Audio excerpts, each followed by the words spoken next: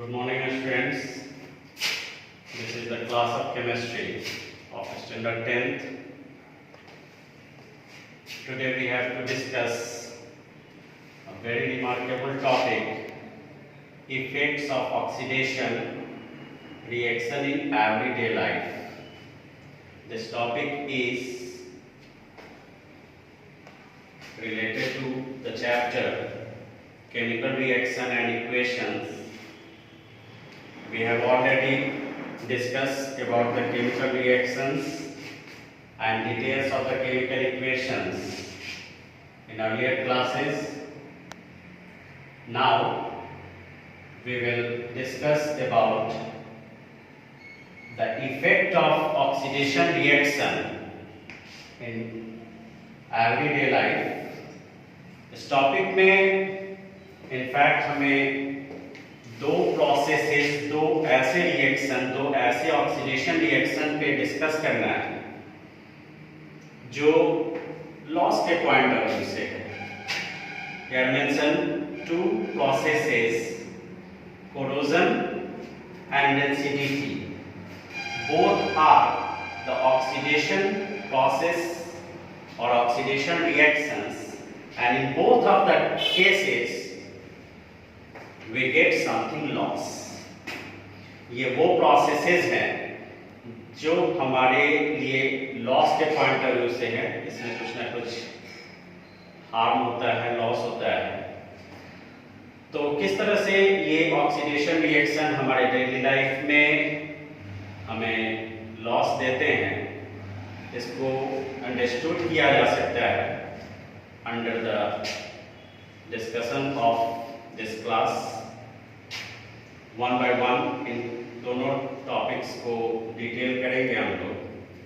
Let us start with corrosion.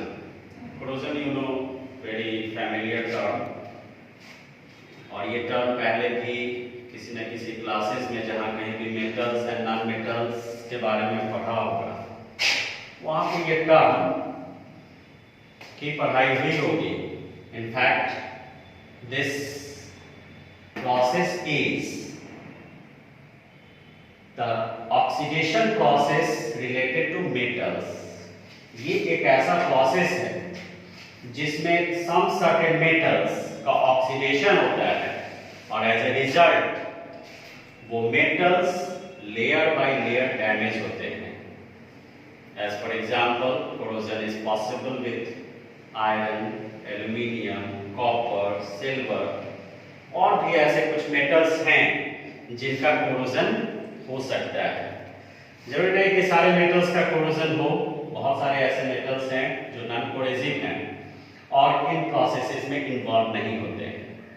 But वो metals जिनका aerial oxidation होता है और वो लेयर बाय लेयर डैमेज होते हैं, those metals are said to be corrosive metals. बहुत कॉमन एग्जाम्पल है रस्टिंग ऑफ आयरन, जो हम अपने डेली लाइफ में इस प्रोसेस को ऑब्जर्व करते हैं. Before the discussion of rusting of iron, we see what happens in case of corrosion. That means what is the definition of corrosion. Here it is mentioned the eating up of metals, the eating up of metals layer by layer due to their aerial oxidation. यहाँ पे एक term देख रहे हैं, aerial. What does it mean? Aerial का क्या मतलब है? तो ऑक्सीडेशन रिडक्शन रिएक्शन में हम लोगों ने देखा था कि not only the combination of oxygen is said to be oxidation, but in case there is the removal of hydrogen from a compound, reaction is also said to be oxidation. यानी oxidation के case में substances का oxygen के साथ combination तो होता ही है, लेकिन वैसे सारे रिएक्शंस जिसमें किसी कंपाउंड से हाइड्रोजन का रिमूवल होता है, that reaction is also called oxidation reaction. लेकिन हाइड्रोजन के रिमूवल के थ्रू जो हम लोग ऑक्सीडेशन डिफाइन करते हैं, that is not considered as aerial oxidation. It means only the combination of oxygen with the substance in a reaction is considered as aerial oxidation. यानी एक ऑक्सीडेशन का वो स्पेशलाइज्ड प्रोसेस जिसमें किसी भी सब्सटेंस के साथ ऑक्सीजन का कॉम्बिनेशन हो रहा है, तो such type of oxidation is called aerial oxidation. In fact, corrosion as well as rancidity both are considered under aerial oxidation. तो यहाँ पर जो definition mention किया गया है, according to this definition, we get an idea about the aerial oxidation of metals occur then that metals are damaged layer by layer. Eaten up in the sense damaging. तो अगर metals का layer by layer damaging हो रहा है, वो loss हो रहे हैं उनके एरियल ऑक्सीडेशन के कारण, तो this is said to be corrosion of metals. इसी को मेटल्स का कोरोजन कहते हैं. And a very common example corrosion of iron is known as rusting. Especially this term is used for corrosion of iron. Iron के corrosion के लिए इस term का यूज किया जाता है. That means this term is not used for corrosion of other metals. दूसरे metals के corrosion के लिए this term यानी rusting is not used. Rusting is used only for the corrosion of iron. यहाँ पे एक equation देख रहे हैं. आयरन का रिएक्शन ऑक्सीजन के साथ, यानी there is a combination of oxygen in presence of water. You know, for rusting two conditions are needed, presence of air and presence of moisture. अगर ये दोनों प्रेजेंट हो तो एक कंसिडरेबल टाइम में वो आयरन का रस्टिंग ऑब्जर्व किया जा सकता है. हम देखते हैं हमारे सराउंडिंग्स में बहुत सारे ऐसे मटेरियल्स हैं which are made up of iron. जब उनको ऐसे ही एयर में एक्सपोज कर दिया जाता है तो एक सर्टेन पीरियड के बाद we observe that the reddish brown flaky substance appear on its surface, and after some time that iron object is damaged layer by layer, and this is due to the rusting of it. तो वहां पर जो red brown flaky substance जो iron surface पर appear होते हैं, that is rust. वो rust in fact उस आयरन का ऑक्सीडाइज्ड फॉर्म है. यहाँ पे इक्वेशनली इस बात को शो किया गया है. This is F2O3.XH2O. ये रस्ट का फॉर्मूला है. This is the molecular formula of rust.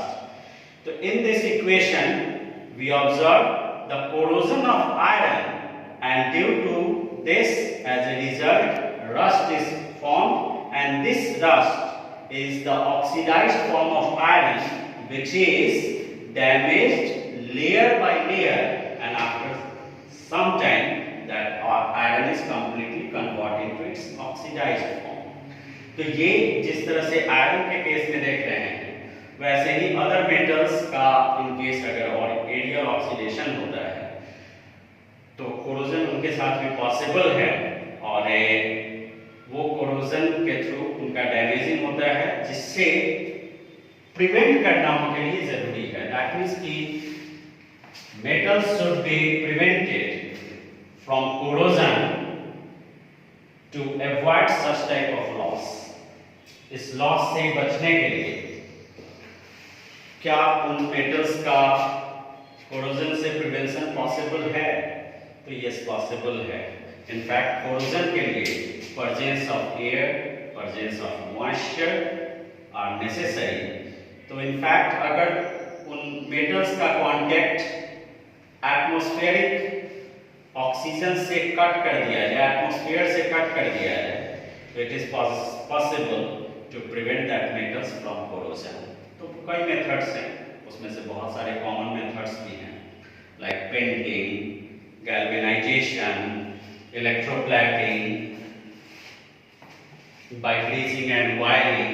ये सब कुछ ऐसे कॉमन मेथड्स हैं जिनके थ्रू हम लोग कोरोजन से मेटल्स को प्रिवेंट कर सकते हैं।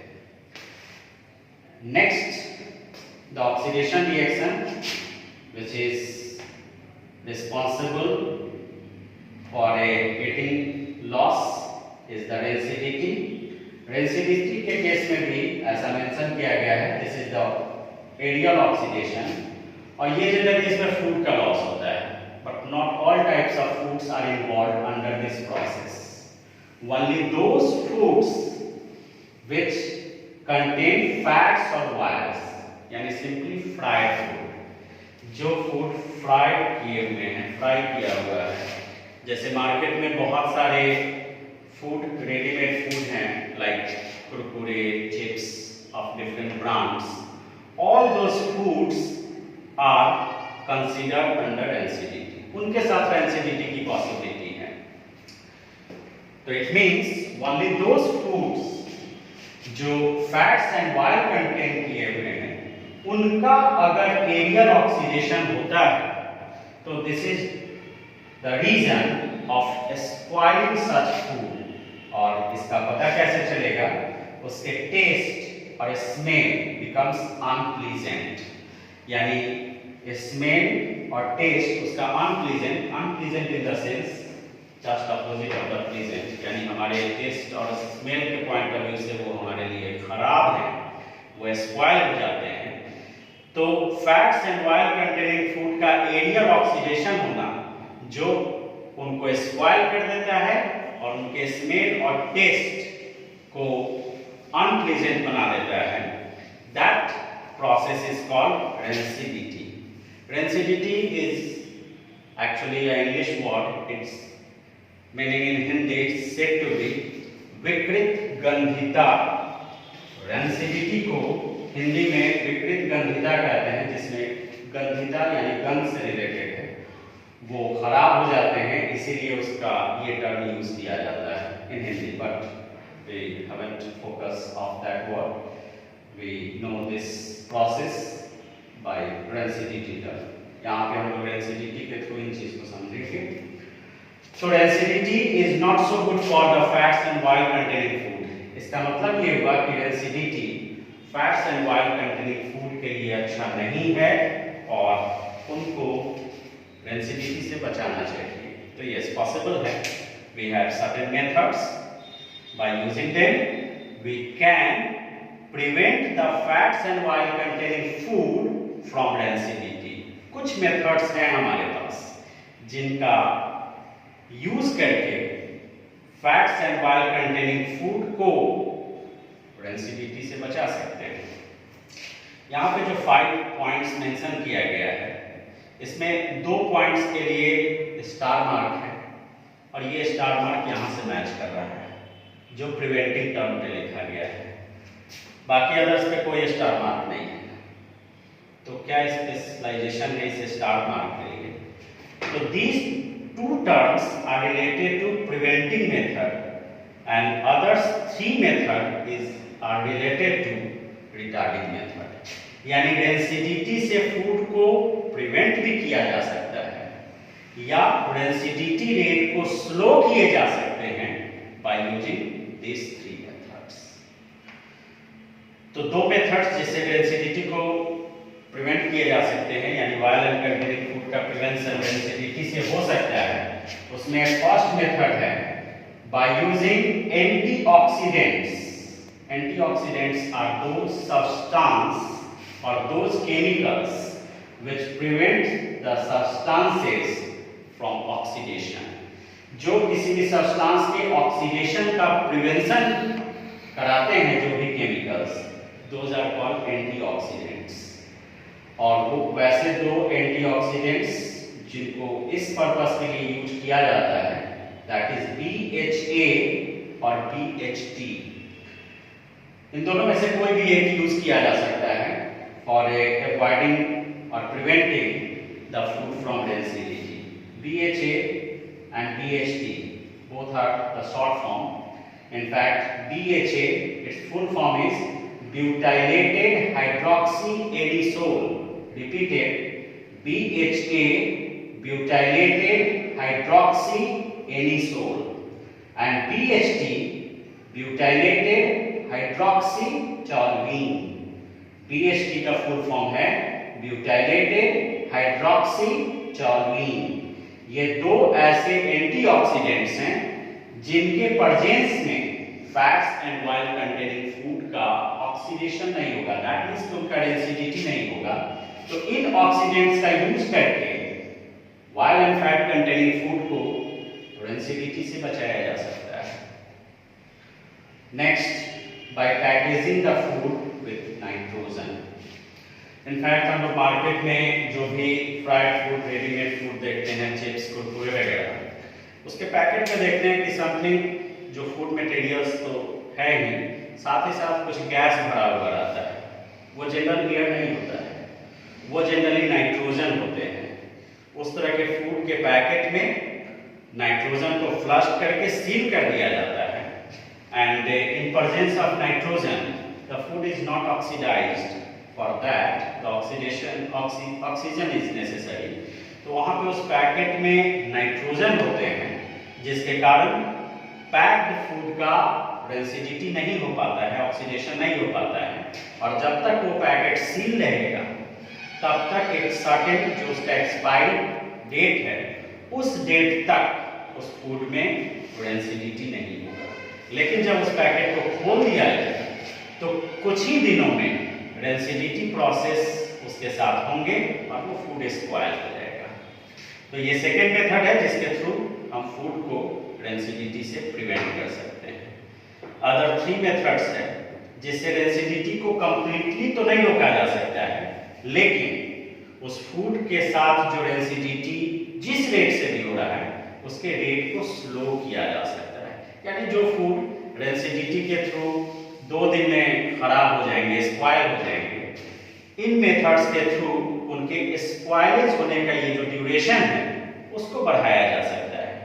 तो just we have 3 methods, by using them we can reduce the rate of density of the food. उसमें जो थर्ड मेथड है that is by storing food in refrigerator. You know density rate becomes slow at lower temperature. Low temperature पर density rate slow हो जाता है, इसलिए food को अगर रेफ्रिजरेटर में स्टोर करते हैं तो डेंसिटी रेट स्लो रेट से होगा और एक ज़्यादा टाइम के लिए फूड को बिना स्पॉइल स्टोर किया जा सकता है। Next, bye storing the food in air tight container. Air tight container का मतलब है कि एक ऐसा कंटेनर जो इस तरह से सील है कि उसमें जो भी एयर पहले से है उतना ही रहेगा, आउटसाइड से कोई एयर इन नहीं कर पाएगा। तो सिंस अंडर दिस टॉपिक वो हम देख रहे हैं कि जो भी कंटेनर है उसमें inside the container there is a limited oxygen, so the density rate becomes slower. तो वहाँ पे डेंसिटी रेट स्लो हो जाता है। It means air tight container में फूड को स्टोर करके डेंसिटी रेट को स्लो कर सकते हैं और डेंसिटी का जो भी पीरियड होता है उस फूड के लिए उसको एक्सटेंड कर सकते हैं। And also in presence of light, you know, light acts as the stimulator of density. Light जो है वो डेंसिटी के लिए स्टिमुलेटर का काम करता है और लाइट के प्रेजेंस में डेंसिटी रेट फास्ट हो जाते हैं। इसलिए फूड को अगर स्टोर करते हैं अवे फ्रॉम द लाइट, ऐसा हम लोग देखते भी हैं कि बहुत सारे ऐसे फूड जो पैकेजिंग किए जाते हैं एक्चुअली वो पैकेट ऑपेक होता है, ट्रांसपेरेंट नहीं होता है। Reason is that the light should not be entered into it. So by keeping the food away from the light, the density of that food can be retarded. तो ये 3 methods जिनसे density rate को slow कर सकते हैं और ऊपर के जो 2 मेथड्स हैं उनसे डेंसिटी को प्रिवेंट किया जा सकता है। तो इस तरह से 5 मेथड्स हैं जिनके थ्रू हम लोग डेंसिटी ऑफ फूड को प्रिवेंट कर सकते हैं, रिटार्डेड कर सकते हैं। ये था हमारा आज का ये topic and I think so बहुत कॉन्शियसली अगर आप लोगों ने वॉच किया होगा तो इसको बहुत बेहतर ढंग से समझ पाए होंगे। ये इस चैप्टर का लास्ट टॉपिक भी है जो chapter chemical reaction and equation है, इस टॉपिक के बाद ये चैप्टर क्लोज हो जाता है। That's all right now, thank you.